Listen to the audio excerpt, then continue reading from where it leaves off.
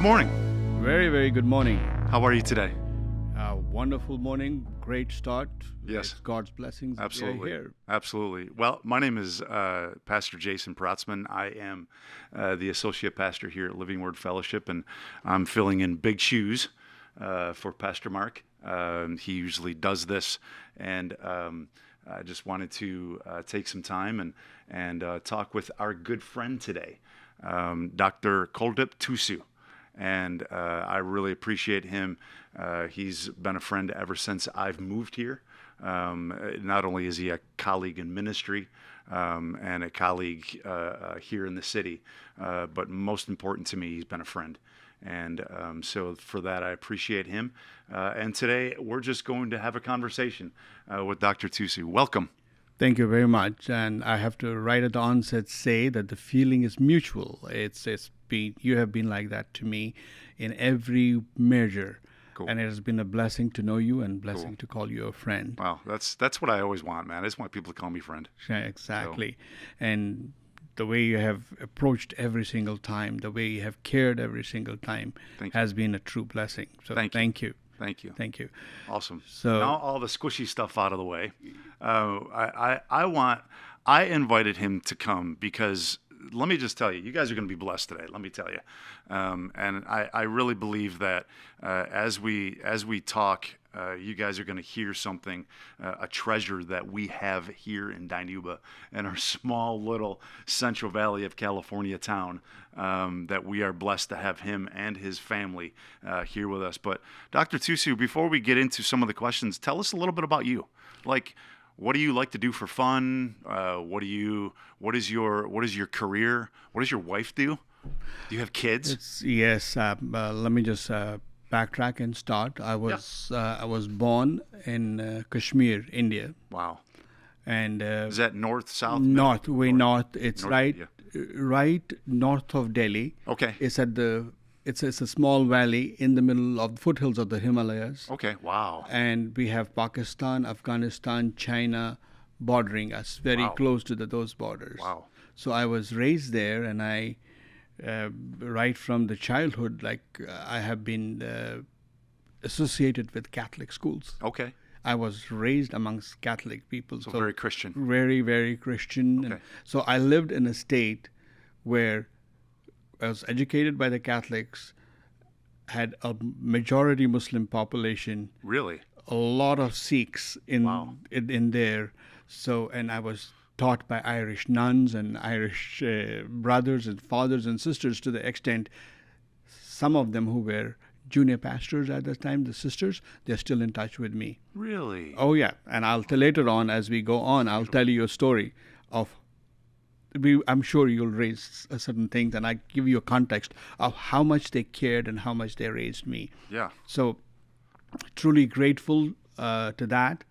I was raised by my maternal grandparents. Okay. My grandfather was a physician. Wow. He, more than a physician, he was a philanthropic person. Wow. And if I do 1% of what he did in his life, I'll think my life is a success. He's your hero. He's my hero. When he died, many people would say, he did this for us, he did that for us, and we were not even aware of it. Yeah.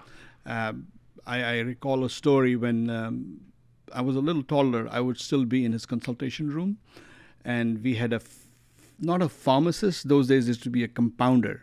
Okay. So the compound would Yep. compound medicine Mix and it. give it to the patient. Yep. So he hardly charged any patient any money to anybody. So but the cost of the medicine was something so he would take a little amount, Sure. 2 rupees. 2 rupees is not even cents, 000 cents, right? Wow. And once in a while, if there was somebody who was really poor, he would wink at the compounder, and the compounder would keep those 2 rupees back Oh, wow. to the patient. So he did a lot in life, and Wow. so whatever. Very giving person.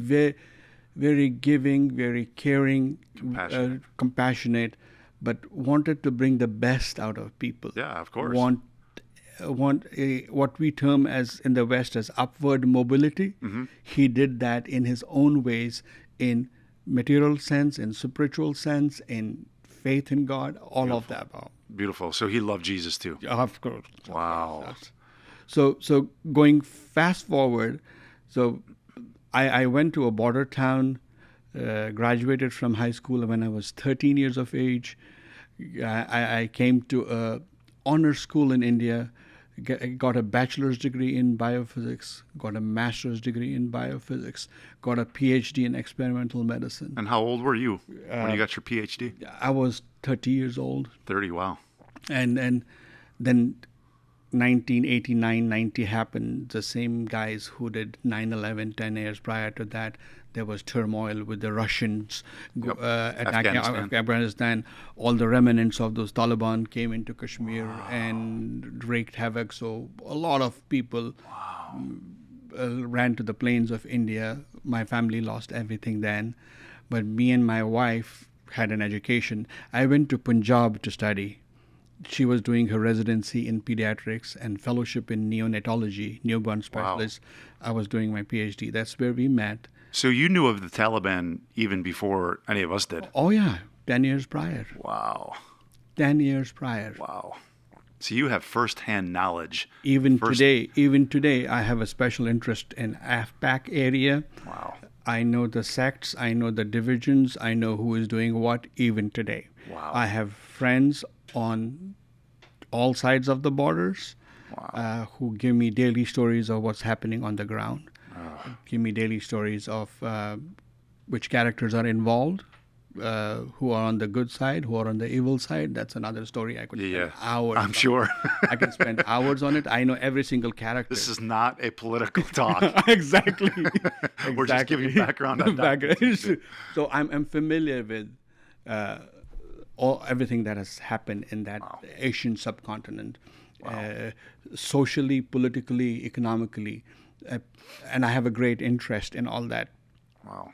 I lived in a very remote area in India. Our newspapers used to be 5 days old. Wow. So we studied newspaper 5 days later. So as a child, my main interest was to see the comics. Yeah. Phantom, that was my entertainment.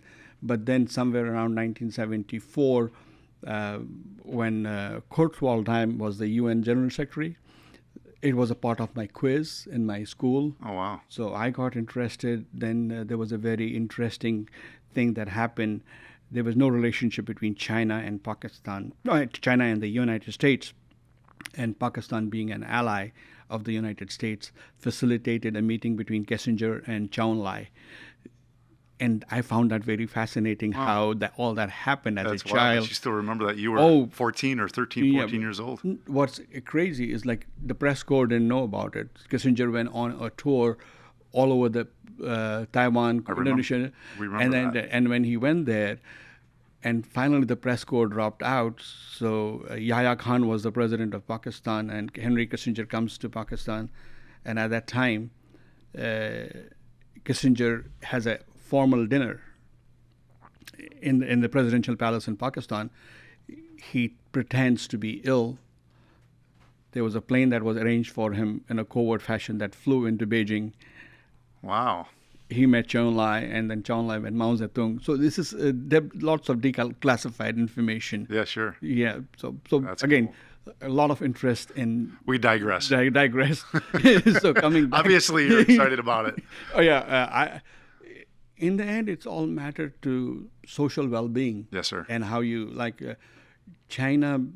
You know, we can go there. We need to go in a different way. God and all the stuff. We need to bring that to China as well.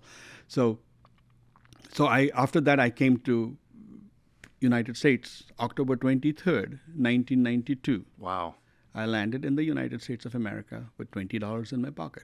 Wow. So all my currency. See, in India we have currency is different colors. Yes. Green, blue. Yes. America is all green. It's all green and black. No, it's all green. Yeah. So it was a Friday night. Monday morning, I went to a physiology department of SUNY Buffalo. What? That's where I'm from. Really? Yes, I'm from Buffalo. Really? Yes. Yeah, see the things that come out. Yeah. So I was in Roswell Park Cancer Institute, Millard Fillmore Hospital, Yes, and absolutely. SUNY Buffalo. Absolutely. So we're just going to have a little conversation between the two of us Yeah. here. So y'all So- just hang out, whatever. But that Millard Fillmore is where my third son was born. Oh, really? Yes. And Roswell is very well known all over the country, obviously. Yeah. But I've had multiple family members get treated at Roswell. Yeah. Multiple. And my wife did her residency and fellowship again at the Children's Hospital in Yes, Buffalo. absolutely. That's where I was born. My son was born in Buffalo General. My first two were born in Buffalo General. Wow. My daughter, they closed down the maternity ward 3 weeks after my daughter was born. So they don't deliver babies anymore at Buffalo General. Buffalo General, I know. Michaela was one of the very last ones. Yeah. Oh, wow. We will talk about it Yes, later. well, we must have been around the. We we're must gonna have been have coffee there. later on. Yeah, we must have been there around the same time. Absolutely. And I land in America, and with all the turmoil, rest of the family being unsettled and refugees, and I had to. Really, it was a hard time. Sure. As far as family is concerned. Sure. But professionally, yeah, it was like I was in heaven. No, professional. I'm sure you had all this first class, world class, perfect. I don't know if current day kids know it. I tried it the other day.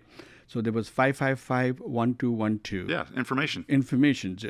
So now it's 411. So I could pick any city, any number. So call. Like I did a lot of work on lipid.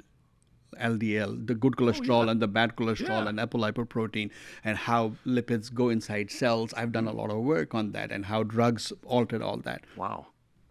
So going there, it was like I could pick a phone and talk to Brown and Goldstein. They were the guys who won Nobel Prize in that. Wow. In India, I had no access. In India, I would drive 5 hours to go to the National Medical Library to get medical journals. Wow. Here, I call my librarian, and an hour later, I have the printout of the copy. I want chemicals. In India, I had to go through a lower purchase committee and a higher purchase committee. Wow. Here, I can call, and the chemical was delivered to my door the next day. Beautiful. So, but what I was worried that... You were married at the time? Yeah, we were married. We were married in India when we came. Okay. And my wife was doing her residency. So, but when I came, it was like crazy. Going back to the currency, Monday morning, I'm going to the physiology department. So now I'm supposed to pay $1.10 to the bus driver, right? Yes. Instead of putting singles, I put a 10. Oh, whoops. You got a long. Now I got $8.90 quarters. in change. Yep. The NFTA. The NFTA bus. I got so much in change, and then I had 3 singles till I got my first stipend. They gave some advance money on all the stuff. So, but going fast forward, it was like wonderful, and then something crazy happened. It wasn't crazy. It's a blessing. That's how we landed in Dinuba. My wife and me, we came as exchange visitors to the United States of America. Wow. It's something called a J-1 visa. Okay. And for us to continue to live in the United States, we had to go, and which was more on my wife. She had to go and serve a health professional shortage area. Wow. Where there aren't enough healthcare professionals. And she had an option of going to Oswego, Fulton, New York. Yeah. Fargo, North Dakota. Oh. Somewhere in the Appalachians. And Dinuba, California. All right. So Department of Agriculture sponsored her. And December of 1996, we got here. I had seen snow, I had seen rain, I had never experienced fog. I remember we bought a new car, and I had to drive to somebody's house for Christmas in 1996.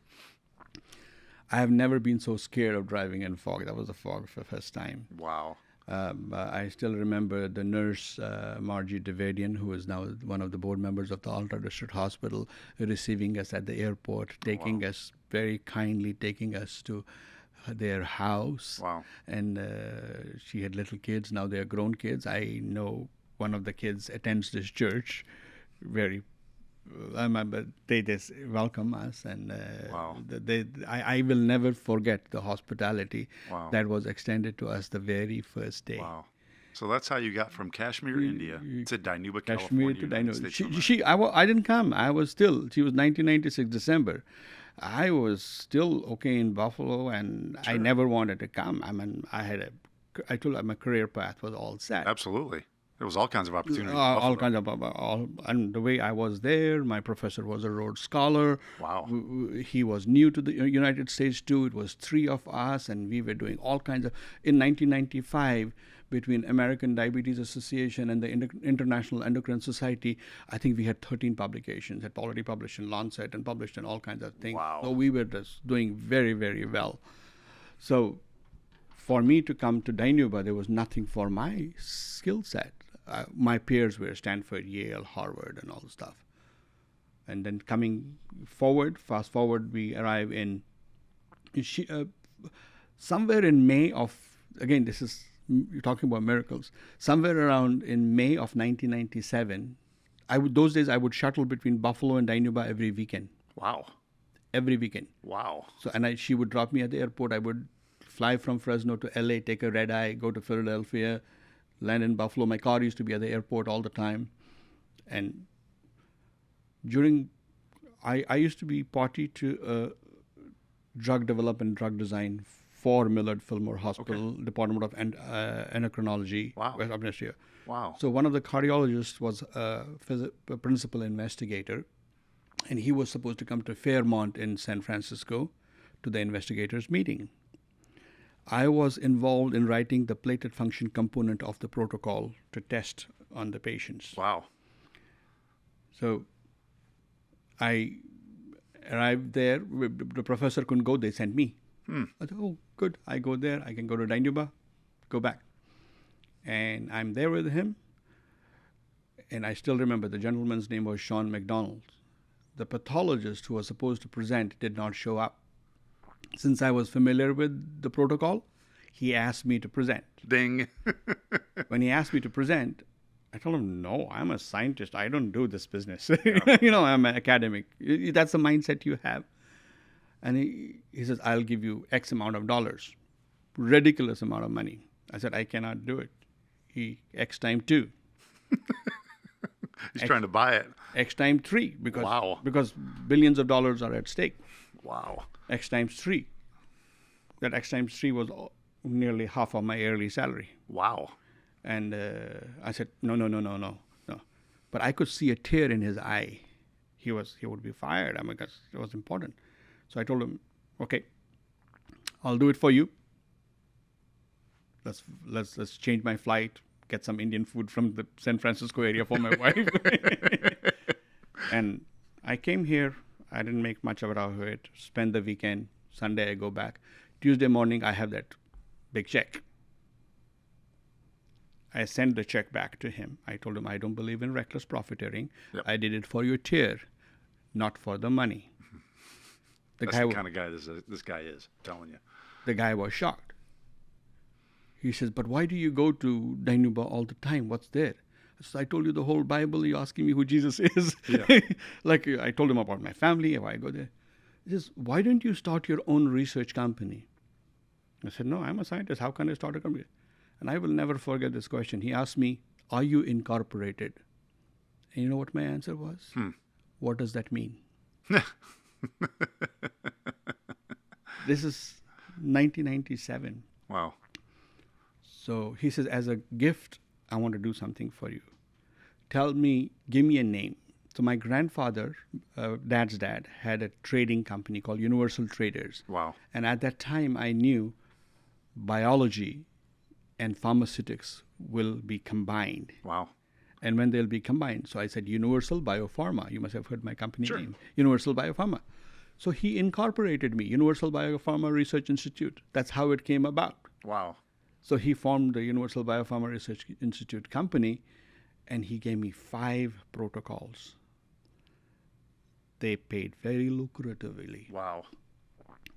And these 5 protocols, I come to Dinuba, I talk to Dr. Avasti and Dr. Deutsch and Reedley. I start enrolling patients in the study. You must have heard about an antibiotic called moxifloxacin, Avalox. Oh, Avalox was tested around here. no kidding. Yes. Oh, wow. So that made, and I took a sabbatical from Buffalo. I was here, and it became so successful. Meanwhile, the hospital was closing, and hospital was almost getting bankrupt, Alta Hospital. And with Pastor Cheryl Nicklay and a few other citizens around, board members, we were able to rescue the clinic. And then in 2001, I became the CEO of Alta Family Health Clinic. Wow. Okay. And there. Yeah. And was CEO for 18 years, and blessed. I can go on and on. Blessed to have the opportunity. Absolutely. And here I am. I came here for 2 years. Now you've been here since 97? 97. Okay. Kids? My daughter was born here. Okay. So I have 2 kids. One son, he is an electrical engineer, computer science graduate from UC Irvine. Okay. And he works for Qualcomm right now. Okay. In the 5G, 6G arena. Wonderful. My daughter got into every single UC in California, but somehow she picked a school in Toledo, Ohio. Oh. And all the way back east. She just graduated as a biomedical engineer, 5-year course. Cool. But after finishing her biomedical engineering, she also got admission into medical school. So this is her second month of medical school. Wow. She started medical school in August, and she is still there. She still has 4 years to finish her MD. And you take care of your parents? My parents are in India. Your parents are in India. So I have 2 sisters. Okay. And one is about to retire, and one is a oral vocalist. She just sing. And now she's retired. Her husband is an engineer. Okay. And my sister works for the Archaeological Survey of India. All right. And her husband works for Times of India, one of the biggest newspapers in India. Wow. And so my parents are between them. They visit the United States when they come. Sure. They would be here for 6, 7, 9 months. And that's about right now. They're not in. My wife's dad is not in good health. He's 92. And that's who lives here?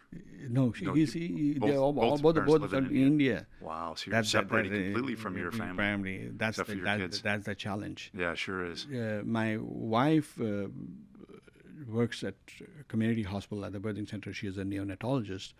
Her sister is here. Oh, good. And her husband and her sister is also an engineer. You have heard about IIT institutes, the very prominent engineering institutes in the India. It's easier to get into Harvard than to get MIT than to get into Harvard. Wow. So she was the first female chief technology officer in the previous administration. Beautiful. First ever female chief technology officer in the previous administration. Now she's a professor of University of Chicago. Wow. And the husband was a professor at University of Chicago, and you must have heard about Argonne Labs. Yes. He was a director of Argonne Labs. Wow. Both, so that's the family on her side. So my siblings are both in India. Her sister is here, and they have a younger brother who has a PhD in pharmaceutical chemistry and is in India too. Wow, that's wonderful. I want to ask you some questions, and some of these questions are going to be just some short answered questions. Some of them may take a little explanation, but I want to kind of do some shotgun questions. Absolutely. Yep. Okay. What have you seen over the last 18 to 20 months that has really concerned you regarding COVID, besides the sickness and the death? As a student of science. Yes. And as a student of faith. And a student of God. Okay. As a child of God. Okay. As a student of science, because I was born in Kashmir, have seen in India how cholera and how I've seen villages wiped out. I've heard about villages being wiped out by bacteria-related infections. We already know about antibiotic resistance in the bacterial world. We were expecting a pandemic or a mutation to hit us where our antibiotics, as I told you, are not able to tackle the bacteria. Gotcha. That's one. In the viral world, after MRSA and all those things 10 years, you heard about other kinds of viral infections. From time to time, they keep on blipping. Gotcha. And we knew something was going to happen. In the beginning, being from the science, there are two things. There's virulence, viral load, and what degree of internal body defenses do we have to protect ourselves from it. There were so many unknowns. Wow. So the scientific community is grappling with it. Yeah. What can we do? And self-admittedly, they don't know what they're dealing with. Even today. Wow. Even today, things are in the works. Wow. Even today, we don't know. We know. So whenever there's an enemy, our body responds to it in a particular fashion. Like we have the Air Force, you have the Navy, you have the Foot Army. Similarly, we have different groups of people who protect our body. We know how they work in the traditional fashion. We know the pathways that they have to tackle the enemy. But this particular virus, and virus has different kind of mutations, different kinds of, they have different things in the arsenal. Sometimes they will shoot with a gun. Sometimes they will shoot a long-range missile. Sometimes, so I'm just making it for lay. So how it will affect our body, there's so many unknowns. Then let me just come as a student of, as a child of God and faith. If I look at it carefully, very carefully, I think it was a design of the devil. Absolutely. I agree with that. And but we have to trust in God. I was a student of chemistry, biochemistry, cell biology, molecular biology. I have seen how we used to study organic chemistry that led to the portion of nucleic acids, that led to the portion of DNA, that led to the portion of RNA. All this happened in front of my eyes. I have my first set of biochemistry lessons were a part of organic chemistry. I have seen this evolution happen. Insulin is the smallest protein. It's made of various amino acids. So sequencing determines the function of the insulin. Wow. So we used to manually cleave it. With computational power, things change. With the mapping of the genome, things change. Like right now, 2015 computers had the brain power that of a mouse. By 22, a single computer has the brain power of a single human being. Sure. There's a concept of singularity. By 2030, computers will have the brain power of all humanity. Mm-hmm. So the strength of computational power, there's an old saying, like, if you don't determine the structure, you will never determine the function. Sure. So our cameras, our X-ray crystallographic lenses would look at the Parthenon or look at anything, and it will be all blurred. You have to be able to resolve what is going on there. So when the virus, mRNA-based technologies came to tackle these things, I think it was God sent, God in act, God playing like, kids, go. That's cool. That's the way you need to fix that. That's the Son of God. But am I biased because I'm a scientist? Sure. But at the same time, there's something called, whenever I do clinical trials, there's something called safety and efficacy. Is this compound safe? Yep. And is this compound efficacious? Does it work? Does it work? But the current day science cannot claim efficacy. Current day science only claims effectiveness. Oh. So in other Either words, the safety profile now is more or less established. There's always been, like, you take a tablet of Advil, it can cause headaches. Sure. So there are all kinds of things. So, but when you do the safety profile of anything, so you have to see what the adverse events are. I can go on. Sure. For this is my this is my field. But then, based on whatever the vaccines can do right now, it will not prevent you from getting the illness. Yep. It will not prevent you from continuing to transmit. But it for sure will prevent you from landing in a hospital. Yeah. It for sure will, it can still cause pathology. I mean, we don't know. You can still carry the virus. But from all the data that is out there, virus is pretty much 94, 95, 97, depends on what will prevent you from getting to the hospital. Wow. Is God sent? Wow. Design of the evil? We still don't know. Things are in evolution. Yeah. Things are, that's the way I see it. No, I appreciate that. Yeah, so when you go back and look at the last 18 months, what I have learned, we have to have so much faith in each other. There we go. We have to have so much faith in God. And we have to be very mindful what God is telling us, where God is leading us, what God is telling us to do. This, God forbid, and I'm so careful when I say this may be a trailer of something bigger to come. I hope not. I hope not too. But we have to learn lessons Absolutely. here. Absolutely. And where is the lesson? Yeah. It's in the faith. Yeah. It's in the bond. Absolutely. It's the togetherness of each other. We have it's to. the support. Yeah. It's the communities.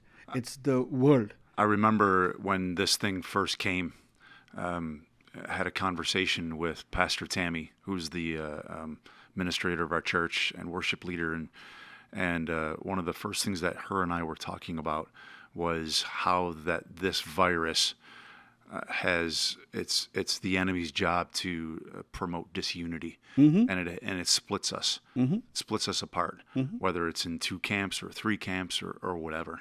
And I've noticed that when the body of Christ has something to rally around, that's when we're able to come together. Absolutely. And I look at Lazarus and how people came together, and Jesus called him forth, and everybody came together for that rallying point.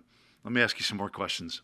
This guy is so intelligent; it's like beyond me. No. But I want to give you some questions that I feel like I would like for you to answer. We don't have much time left, but tell me about a person that in your lifetime just kind of sticks out that changed the way that you do things.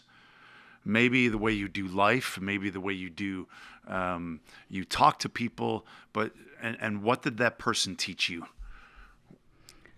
I would say that was Sister Kathleen, Okay. my elementary school teacher. She used to teach me grammar, but at the same time, she used to teach me soldiers of God, how to be a soldier of Wow. God. We used to have comics and stories of soldier of God.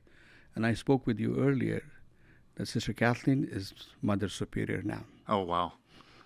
And such is her influence on my life. I'm an accidental politician, so I got into politics accidentally, not meant to be. Sure. And then she read all kinds of stories about me on social media, you know how it is in politics. I got a call from her, and her sentence, single sentence, "What kind of a son have we raised?" What kind of a son have we raised? Did all my teachings go wrong? Ooh. So then I would told her, this is how politics is, this is what they do, so that you don't need to be there. These are her words. You are a child of God. You have to find good in everybody.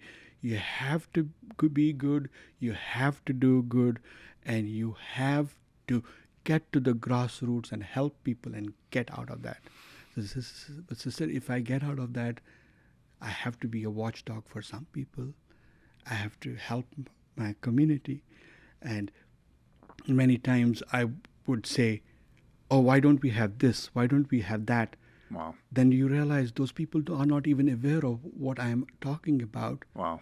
Then the onus is on me at least to try and attempt to bring all that. Yeah. So I would say Sister Kathleen and Father Byfoot, Wow. followed by my grandfather, would be the Wow. most. And then when I came here, That was over 50 years ago. yeah, and when I came here, my first biggest influencers were Pastor Bill and Pastor Cheryl Nickley. Beautiful people. Yeah, amazing people. And Beautiful people. And, Pastor, a church here in town, and Pastor Cheryl Yeah. is the director of Dawning's Pregnancy Resource and Center. I'm here in on town. the board of that Dawning Pregnancy too. And then It's a jewel in our community. Yes, they introduced me to the Danube Ministerial Association. And I must have been the only non-pastor guy in the Ministerial Association for the last 20 years. And it's family to me. I mean, I cannot wait for all this to over and have everybody over for a meal and all this stuff. Absolutely. All right. 2 quick questions in closing. Yeah. If you could have dinner with any 3 people, dead or alive, who would it be? 3 people. 3 people. Again, I'm going to give a very unusual answer. Go for it. I would, seeing what happening in the world, Yes. I would sit with Abraham right now. Oh, wow. And I tell him, hey, is this what you intended?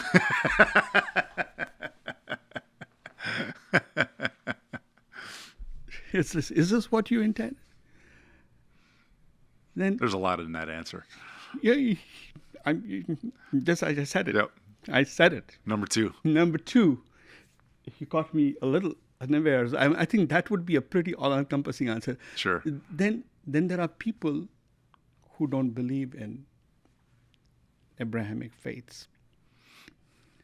I would want to reach out to them and tell them what the Abrahamic, especially where Jesus is, Sure.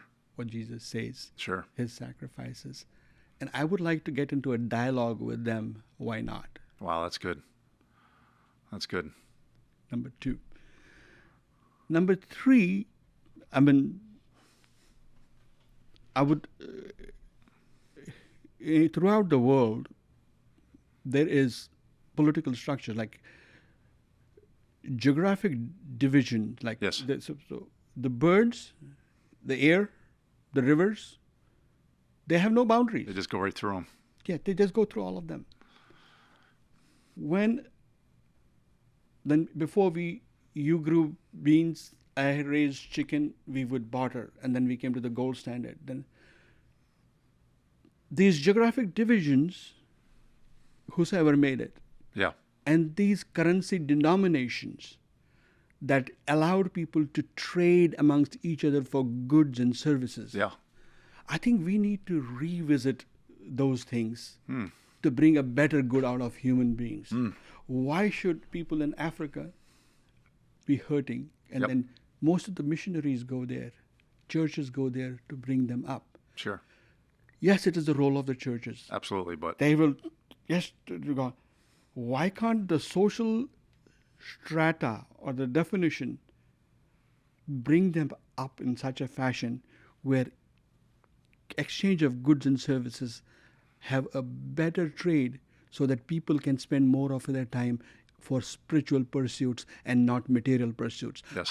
What measures, what tools can we adopt from converting people away from a materialistic change to come to a spiritual change?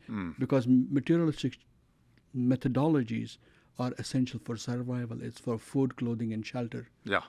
There's something even more bigger than food, clothing, and shelter, which is spirituality and belief in God and prayer. But these food, clothing, and shelter are determined by boundaries and currency exchange. Wow. Good. Good answers. One last question. Sure. If you were in a foxhole in World War II, you get one person to be next to you. You're in a foxhole, firefight, there's bullets flying all over you, explosions happening everywhere, everything's happening, and you're literally at your last wit. But you want one person in that foxhole with you. Who would that be? And why? So, can I reply to that using the Psalm Absolutely. 23? Absolutely. It's God. Okay. I'll be reading it. Okay. It's the Lord. The Lord is my shepherd, I shall not want. He makes me lie down in green pastures. He leads me beside the still waters. He restores my soul. He leads me in a path of righteousness for his name's sake. Even though I walk through the valley of the shadow of death, Absolutely. I fear no evil, for you are with me. Your rod, your staff, they comfort me. You prepare a table for me in the presence of my enemies. Beautiful. You anoint my head with oil. My cup runs over. Surely goodness and mercy shall follow the rest of days of my life, all the days of my life, and I will dwell in the house of Lord forever. If I have Lord there with me, what do I need? We just need to end on that. Yep. Because I think one of the things that we see in our world, there's a lack of hope. Yep. And if you're in that foxhole in the middle of the most devastating world war, where millions and millions of people gave their lives for whatever, and you look at that and you think to yourself, that was a point of hopelessness for a lot of these gentlemen that went over there. Right.